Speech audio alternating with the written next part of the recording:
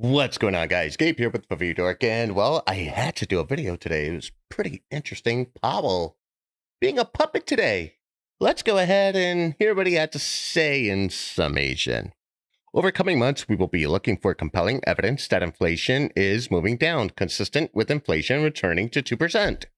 We anticipate that ongoing rate increases will be appropriate. The pace of those changes will continue to depend on incoming data and evolving outlook for the economy. Well, we've heard that already. We've been hearing that since last fall. What we're also saying is that the government has really no fucking clue as to what they're doing. I mean, the market is just acting erratic. People are just pissed at the pump, and the cost of goods are just skyrocketing. Not to mention, Microsoft. Microsoft said they don't have any Xbox controllers. That's really, really interesting.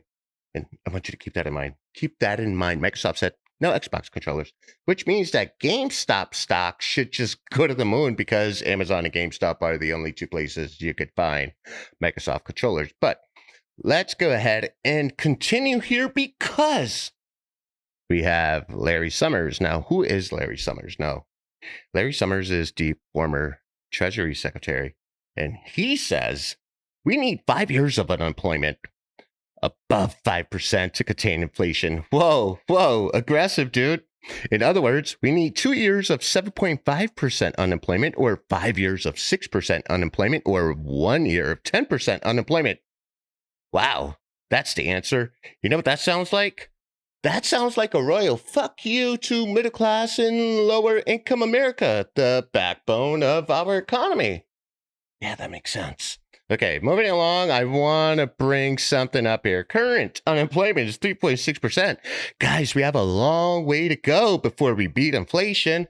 Hey, Gen Z, the world depends on you, which means stay in your mom's basement, quit your job at Starbucks, go ahead, jump on Instagram, put on the filters, become a Nike ambassador. You know what? Revlon's going to give you a call. You'll have a Revlon modeling contract. Just don't count on it because they're going bankrupt. Apparently, cost of makeup too damn high. Okay, now I want to bring something else up here. Okay, so we have Bridgewater, a hedge fund, and Ray Dalio. Now he has a unique concept here. Actually, not unique, rather simple, and it makes sense.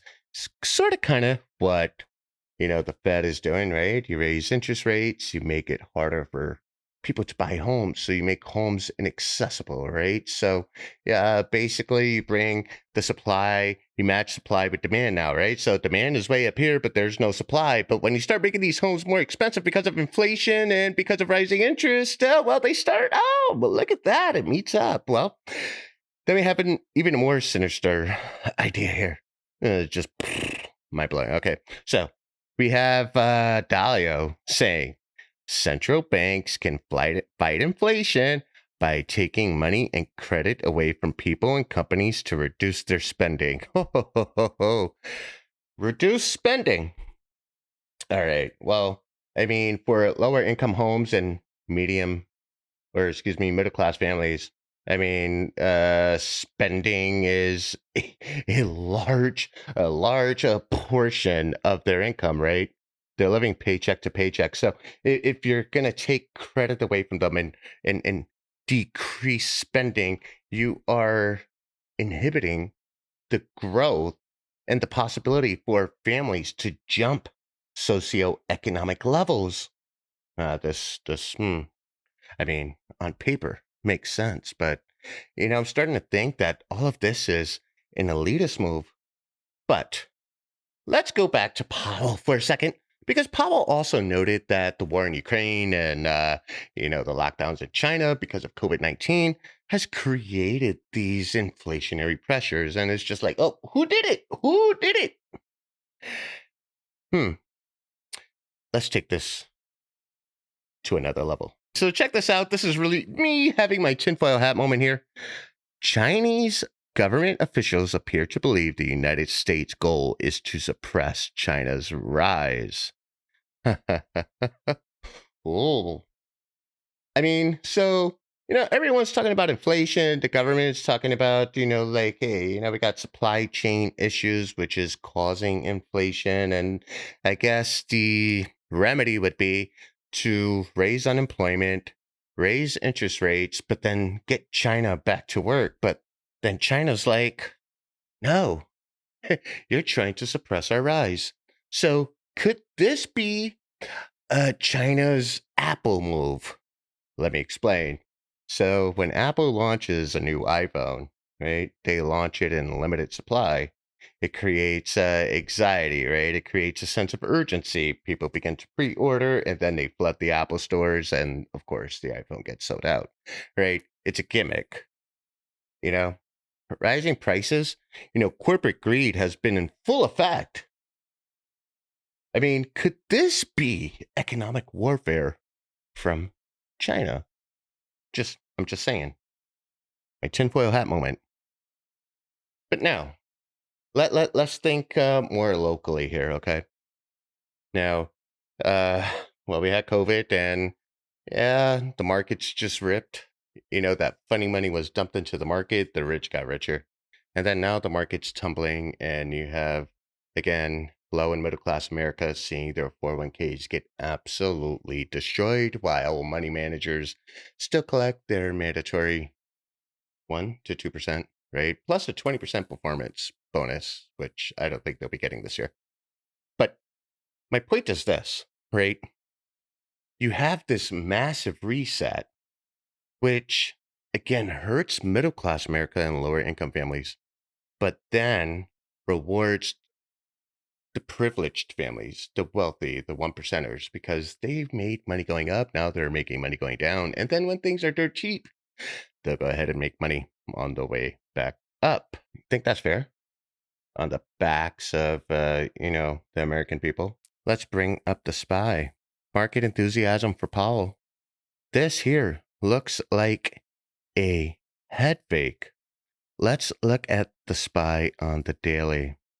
And the SPY has printed a put. It's been in a downtrend since April 18th. We're currently approaching July. We had the high way back when, at the turn of the year, right? So we have this high here at 479. Currently, 100 points away, over 100 points away from the high in just 6 months. Now, you have to ask yourself the question, how much money was made in this downtrend, right? And how much money will be made to the upside? And then, guess what? Retail investors are just collateral damage, right? They get caught in between, the line of fire of institutions and hedges and banks, just volleying money back and forth, you know, and then retail gets destroyed. And so then we got Trade 1348, right? So I'll include that link down in the description. And our goal is to help you trade the momentum, right? Make money. That link's down in the description. This is not going to be a full-on commercial for Trade 1348, but yeah, if you follow me on Twitter and you follow Trade 1348 on Twitter as well, you'll see that we're changing lives because we're helping retail become nimble and fight back against the elites.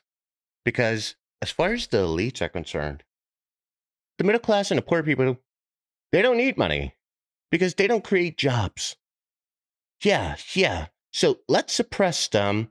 And in the markets, we're going to take all of retail's money, bring it right back to the top because we're the ones that create jobs and we're the ones that are going to employ them. And we're the ones who are going to ignite the engine for this economy. That's really what's happening.